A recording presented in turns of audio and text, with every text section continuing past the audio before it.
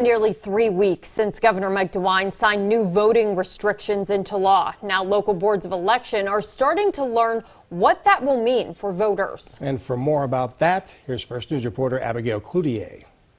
Before you think about voting in the May primary this year, Stephanie Penrose with the Trumbull County Board of Elections tells me there's a few changes you need to watch for. One of the biggest, voter ID. No more utility bills or bank statements. Everybody is going to have to show a photo ID. That now includes passports when it didn't previously. A driver's license, state ID, or interim license with your photo will also be acceptable. But if you don't have one, there are options. Starting in April, the BMV will get you a free photo ID. If you still don't have one, you will vote provisionally on Election Day or at the early vote.